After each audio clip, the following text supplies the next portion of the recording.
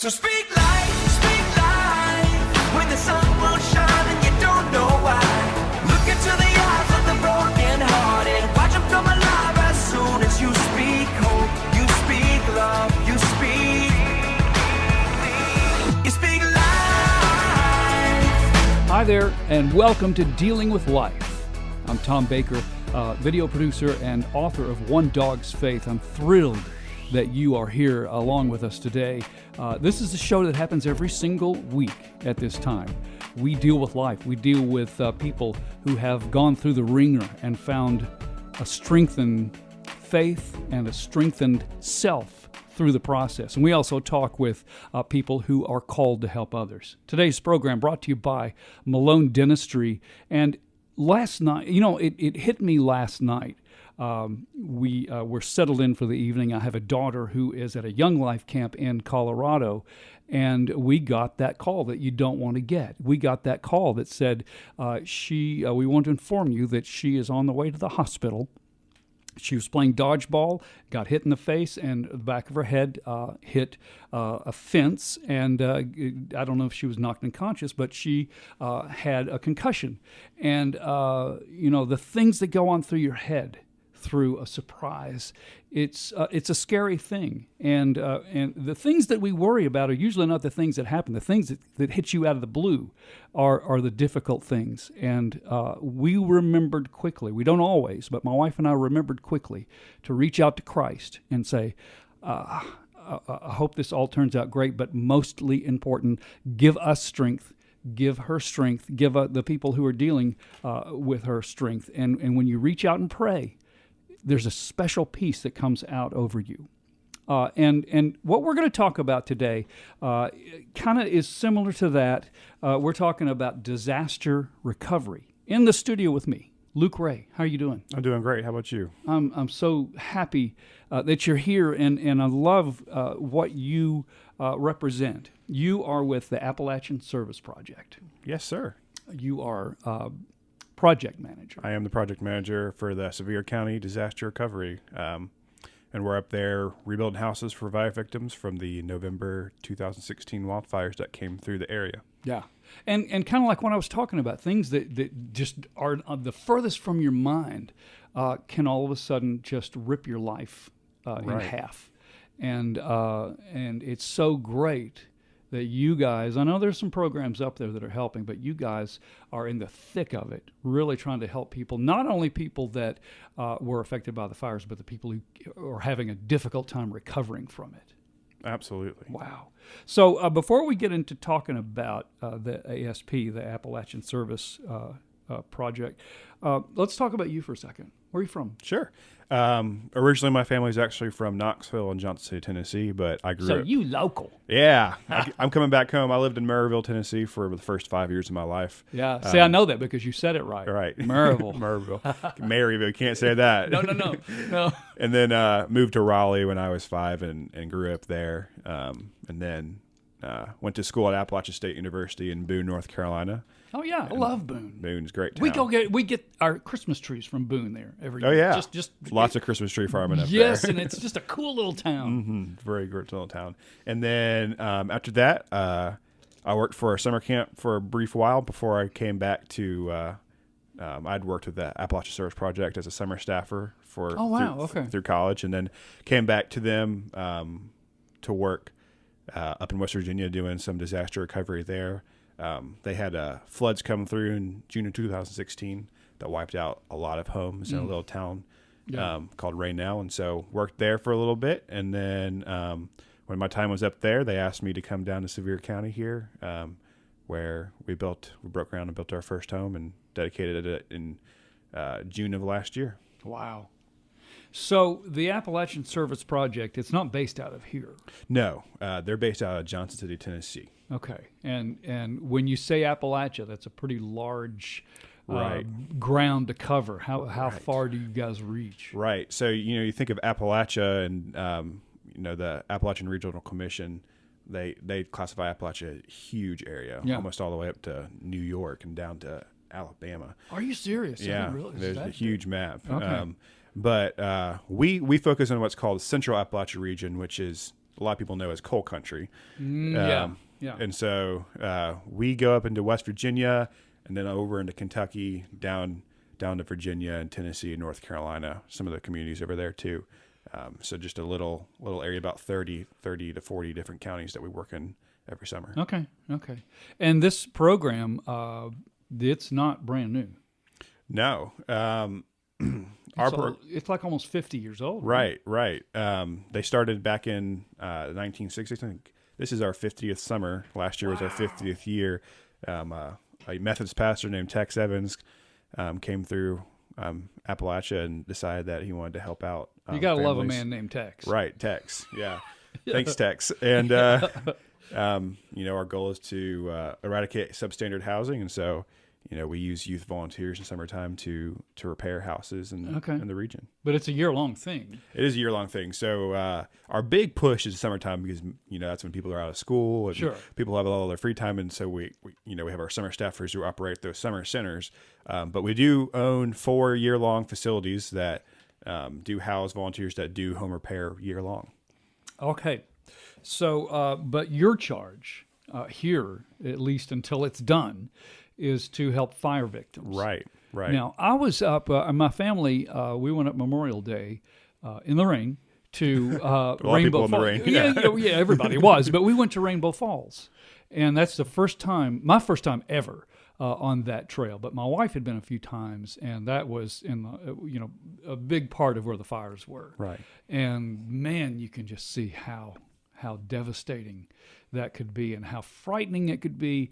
And it's scary to look at. And I took a ton of pictures, and looking back on them, one thing that I did notice is even though all the trees are charred and some of them didn't make it at all, but a lot of them have new growth at the bottom.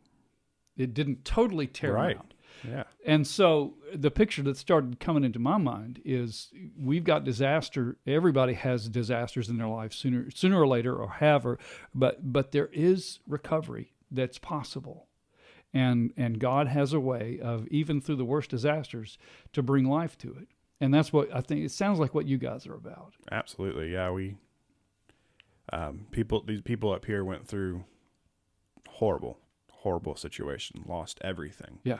Some of them lost pretty much everything, their cars, their homes, their belongings, everything.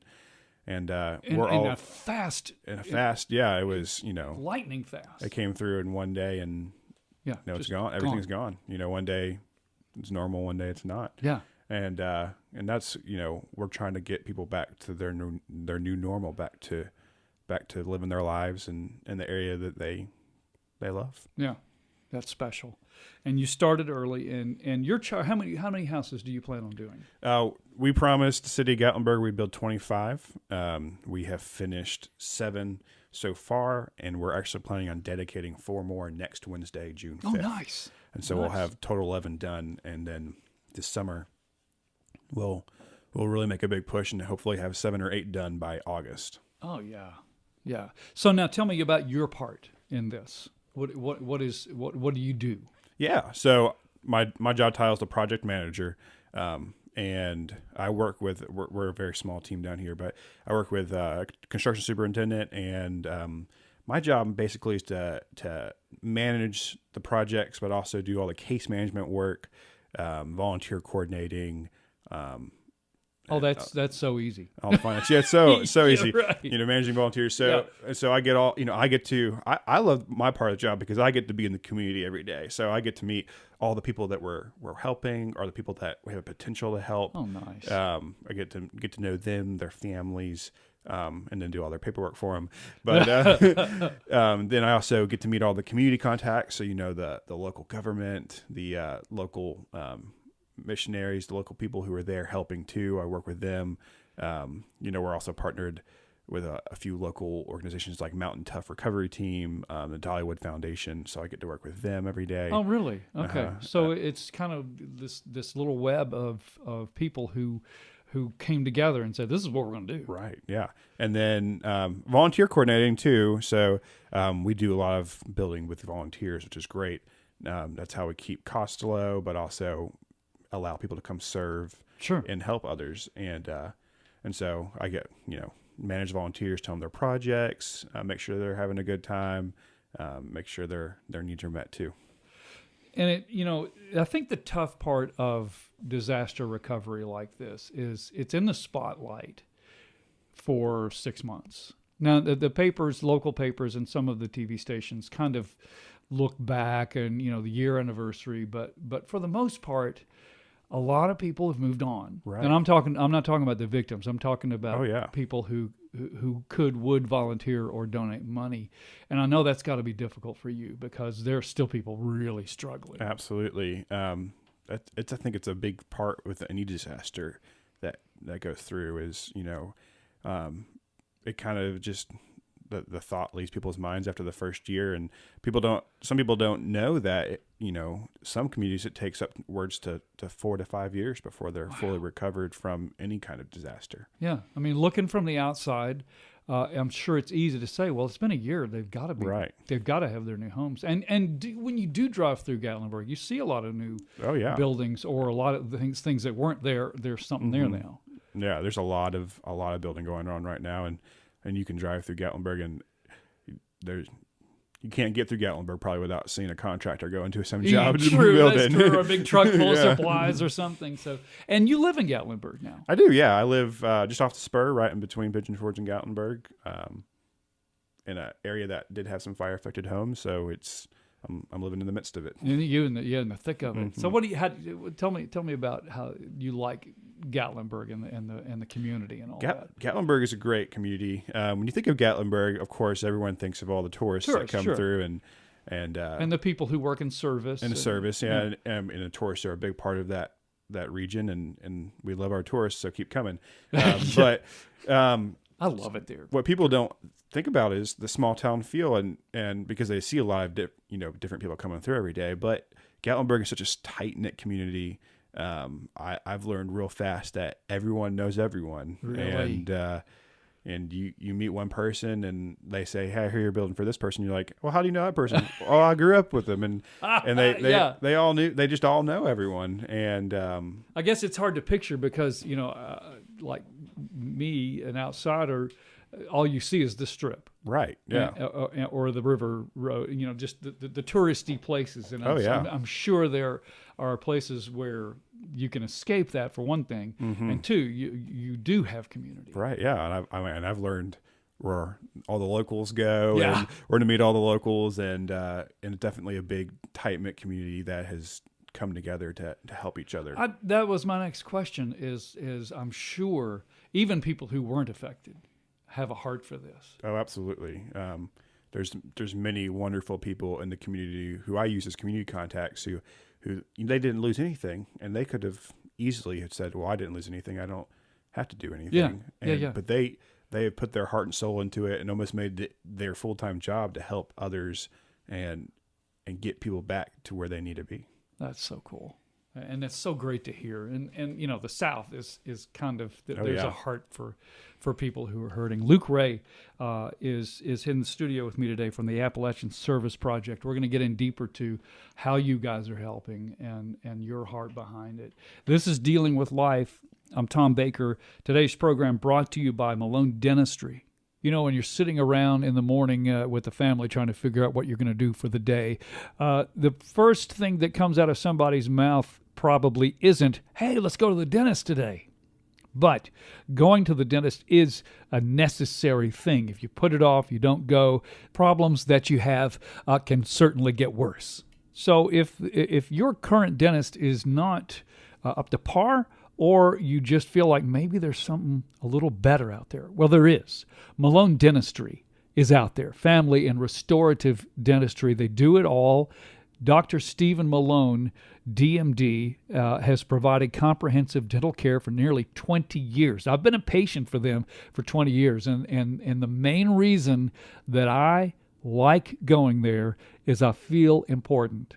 I feel like I matter to them, and they treat me like a member of their family. There's honesty, there's experience, and personal care. Malone Dentistry. Dr. Stephen, along with his team of 15 and his associates, Dr. Aaron Noble and Dr. Michael Costa Jr., will take care of you. KnoxvilleSmiles.com, right off Kingston Pike on South Peters Road, Malone Dentistry. This is Dealing with Life. We've got more with Luke Ray of the Appalachian Service Project here in just a moment. Help me out, 'cause I don't wanna do this on my own. Help me out. When you see broken beyond repair, I see healing beyond belief. When you see too far gone, when you see wounded, I see mended. You are listening to Dealing with Life. I'm Tom Baker, producer and author of One Dog's Faith. That's a book about dealing with life, dealing with worry, and dealing with being human. And I say that because it's all written from a dog's perspective. It's all about the things that dogs do and maybe how they have a little more meaning. And especially my dog Mango, watching me through a difficult time of losing 30 pounds due to worry, needless worry, over a crisis that I didn't need to do. And came out on the happy side of it, finding that Christ really does love us and really is on our side.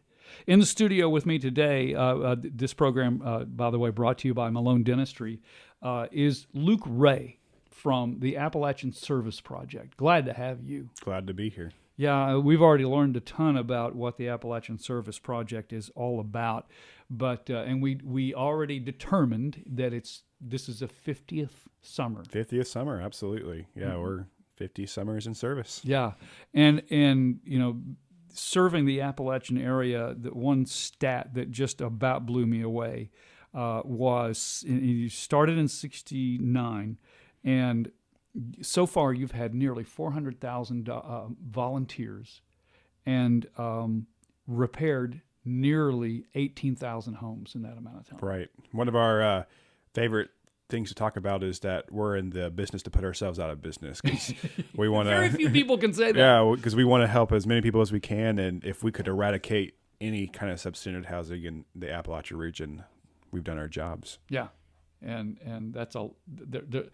And one thing that I think people, and me included, want to understand is this region is so impoverished.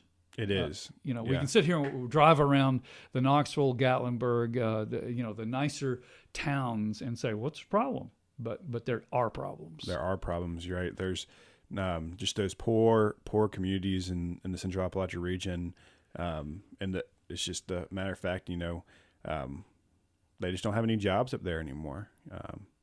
Coal was king for a long time, and when coal mines go dry, there's no more jobs. Yeah.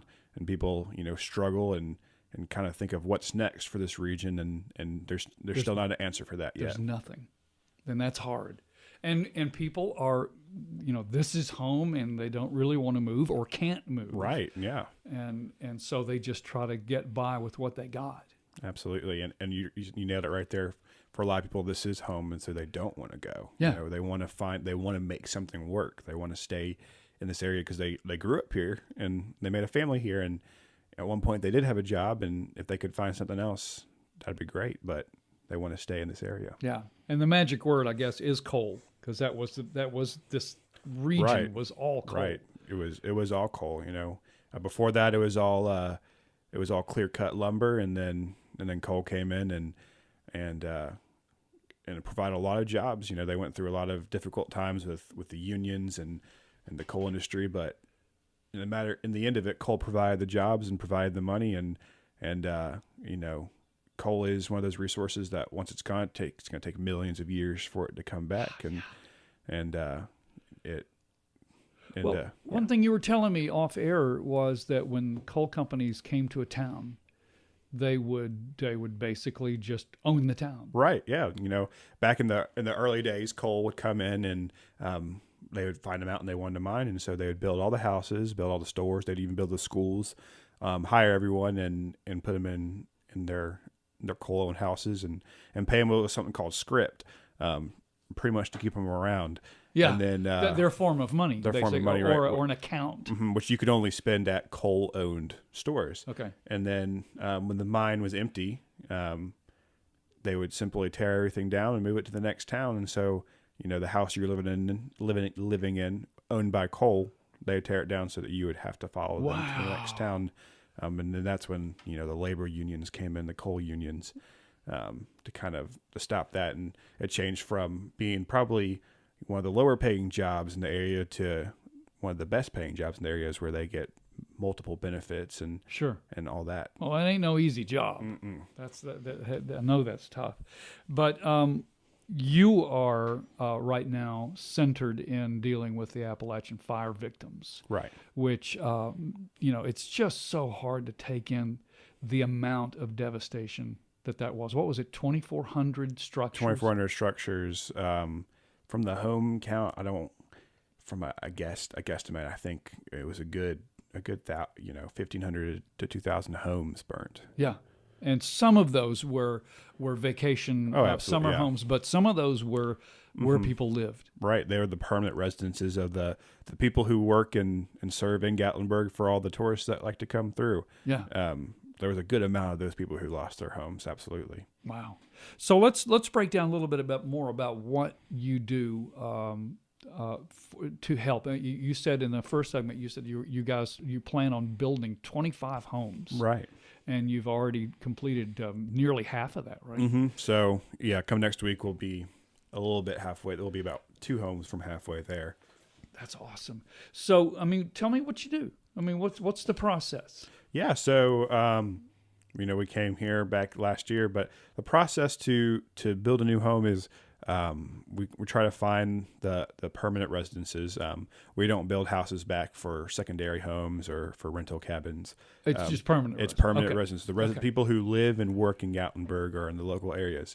And so we find them and we have them submit an application that comes through, and we go out and take a look at their property and meet the family or whoever lived there and kind of get to know their story. And then we get them through the paperwork process of applying and qualifying for our grants. We build our houses based off grants because we want to give it to the homeowner as a gift of grace, free and clear. Yeah, unlike Habitat, which is a wonderful program. Absolutely, but it's a different type. It is. Thing. Our ideals are more so. This is someone who's gone through so much; they've lost everything. Yeah, and we don't, want to make them pay for something after they lost everything. If we could build it with our grant money. Well, especially if there's insurance issues. Absolutely. Or lack of. And that's another good point is, going through the application process, they apply for our grants, or we apply for them for our grants. But then also, sometimes we ask for if they have a donation. FEMA is the disaster recovery organization the federal government sends to places, and some people receive what's called they got FEMA money, and what that is they receive funds to rebuild or buy a new home, and that money that FEMA has given them is designated towards that, and it has to be used for that.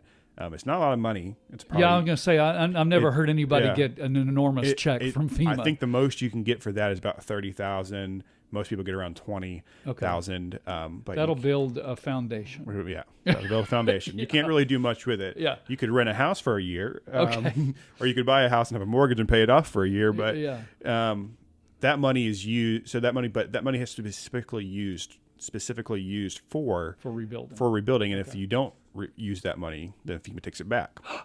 And that's what we tell homeowners. We want to build you a house, but this FEMA money, and they know it too. FEMA's going to take it back when you do your taxes in a year. They're going to say, well, what do you use this money for? They know that we're a disaster recovery organization. So when they see it went to us, they're okay with it. Good. Okay. And so those people actually want to give that money to us. But then you have also people who had insurance money. Now, if you had insurance on your house, FEMA won't help you at all. Okay. And but you have those. It's a tone of fine line because you might think, you have insurance money. What do you need help for rebuilding a house? You had all this amount of fire insurance. You should have plenty to rebuild yourself a house. Right. But that's not the case. Some people might have had upwards of $300,000 of insurance on their house, but still own a mortgage on their property. and the insurance company will just come in and they'll pay off the mortgage, and that's it. And that's it. And There's so no rebuilding at all. There's none. So then the homeowners are sitting there. They have they own the land now, outright and clear, but their structure's burnt down and they don't have a dime to build their house back. Oh, what a nightmare. Right. And then some still even kind of in that situation, they'll pay their mortgage off and then the insurance will give them the rest of the money. But sometimes that's only like, $20, $30, $40,000. And what can you do with that? Sure. Not a lot. And so they'll donate that money to us too, for us to build them a house paired with their grants. So we can get it all done. Man. So, and that's the story of, I'm sure, quite a few. Absolutely. Yeah. I would say about half our homeowners we build for are FEMA assistance, and half of them had some sort of insurance but didn't receive much money. Right. Okay. Man. So we're getting a little clearer picture of why it's necessary you're doing what you're doing. And this is wonderful stuff. Luke Ray with the Appalachian Service Project, helping all the amazing things they do, but what Luke is mainly involved with are the fire victims, which that story's not over at all. I mean, recovery is just now beginning for some people. We'll talk more in just a second. This is Dealing with Life. I'm Tom Baker. Today's show brought to you by Malone Dentistry. I know going to the dentist is not on the top of the fun things to do list, but it is something that is necessary. And if you have something going on in your mouth, putting it off is not going to fix it. It's only going to get worse. Dr. Stephen Malone of Malone Dentistry will take care of you. He has taken care of me and the various issues that I've had going on behind my lips. His goal is to preserve your teeth for your lifetime. He's been providing dentistry services for nearly 20 years, from cosmetic, smile makeovers, whole mouth rehabilitation, crown and bridge restorative procedures, root canals, you name it, he can deal with it, and he will always provide the best that dentistry has to offer. A vibrant, healthy smile. You can have it. You can keep it. Malone Dentistry, family and restorative dentistry, right off Kingston Pike on South Peters Road. KnoxvilleSmiles.com. This is Dealing with Life. I'm Tom Baker. We've got more with Luke Ray of the Appalachian Service Project here in just a moment. All I need is a miracle. All I need is you. All I need is a miracle. All I need is you. Settle down, it'll all be clear. Don't pay no mind to the demons, they fill you with fear. Just know you're not alone. 'Cause I'm gonna make this place your home. You are listening to Dealing with Life. I'm Tom Baker, author of One Dog's Faith, and today's show brought to you by Malone Dentistry. We're talking today with Luke Ray, who is a project manager for the Appalachian Service Project. Your charge, Luke, thanks for being here, by the Absolutely. way, is to be of huge assistance to the Appalachian fire victims. And we've covered a lot of things, but one thing that really, to me, completes the nightmare picture is these people who are without homes have had and are having real problems in just living somewhere. Absolutely. After the fires came through, Sevier County, I think they said it was about 98% everything was taken. All the rental properties, all the homes that were for sale. There was just nothing. Apartments, everything. Apartments. I mean, to kind of put it in perspective, I came in June of last year, and it took me until the end of August to find a place to live. Just to find something. Just to find. I was driving from White Pine every day, living with a friend of the organization, just trying to find something, and it took just a while to find. And even when I found something, it was with a roommate. So it just took a little bit. And so the people without homes. Absolutely. Yeah. So there's some who are lucky to find a rental property real fast. there's people who are living with family members right now. Sure. You know, And one thing that comes along with that is price. absolutely. The rent right now in Sevier County is just astronomical. It's crazy.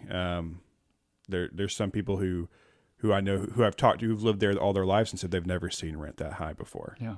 And partly just because it's full, and has that tears apart the idea of trying to save money to rebuild your house, Right? Because you're right. spending it on what you're renting. Absolutely. You know, the money that you receive back from your insurance company or that you receive from FEMA to repair your home, you're now spending on rent while you desperately try to build a house back, and that money is just disappearing as fast as you can think. Tough.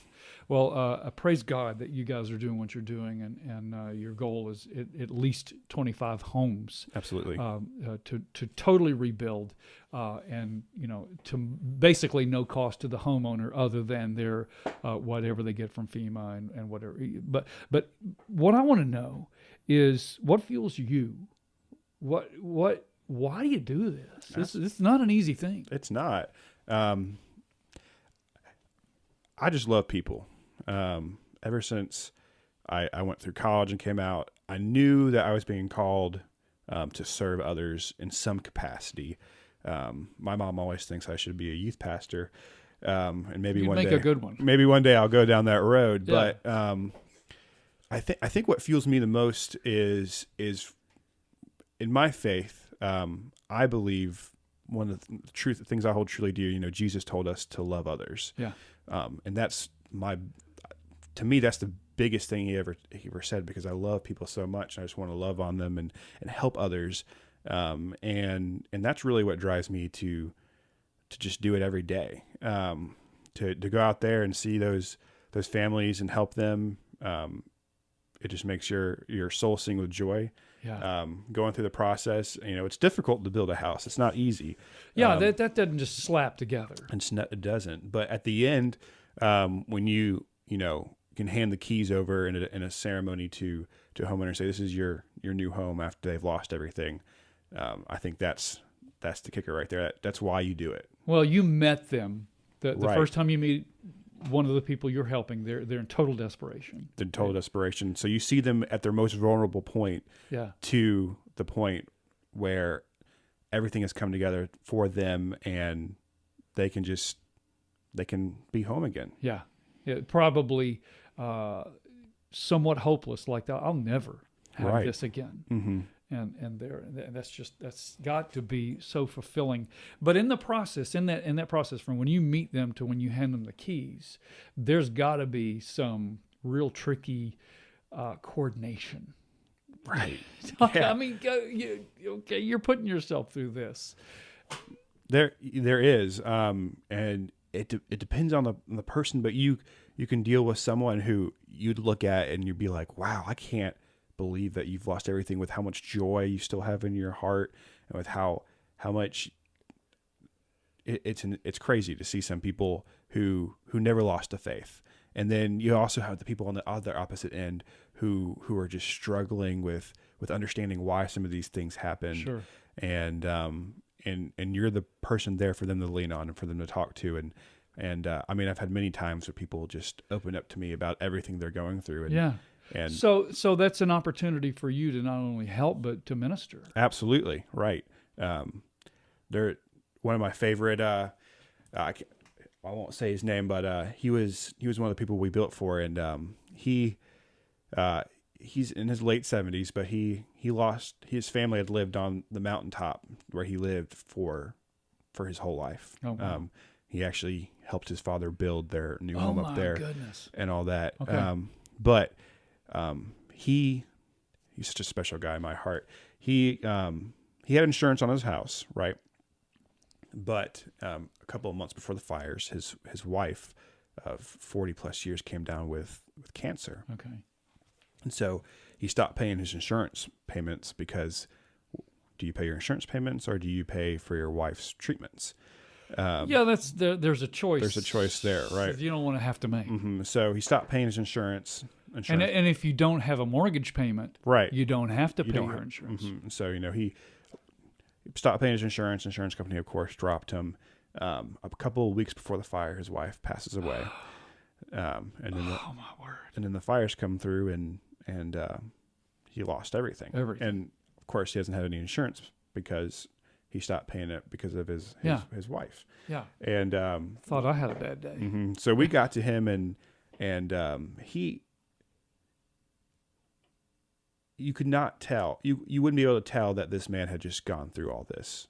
Really? He was full of joy, full of life, Full of faith. full of faith. And at the very end, when we were dedicating his house, which we dedicated on his birthday and gave to him, which was great. Nice.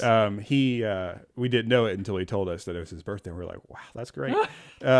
He came up to us and said that if it wasn't for us, that he would have completely lost faith, and that we drew him back closer to Jesus because that? He lost his wife, and then he lost his home, and in his mind he was, There's why? not a lot. Why are you doing this to me, God? I've served you my whole life, and I've lost the love of my life, and then I lost my home. And he looks at it now as a test of faith, and that God was testing him, and he came out in the end. His faith is stronger than ever before, and he credits us for helping him get there. And not only credits you, but also what a testament for other people who are in the same position. Absolutely. When you see somebody in that kind of position and their faith holds strong, and you don't blame God. I don't think God just said, here, watch this. I'm going to make a fire, because he didn't make it. A couple of kids did that. But God doesn't just say, watch this. But there are opportunities that we go through, as we can either treat them as faith strengtheners or faith killers. Right. And that's our choice. And his choice was strong enough. And who knows who he affected? Absolutely. And who knows who you have affected through your faith? I hope I've and affected strength. a whole lot of people. Well, I mean, you have the you're in the position to, because man, there's some people who are hopeless. Absolutely. And that's also just why I love helping people so much. If I could make someone smile and bring them closer to knowing God, knowing Jesus, my day is full. I fulfilled what I was supposed to do that day. If there was about 100,000 more like you, this country would be. No, there's a lot of faithful people, and I thank God that you are doing what you're doing and affecting the people that you are. That's just terrific. We'll learn a little more in a minute about how somebody can help you. Absolutely. Whether they want to partner as a volunteer or donations or whatnot. But this is Luke Ray, who is project manager for the Appalachian Service Project in Sevier County. Dealing with Life will continue in just moments.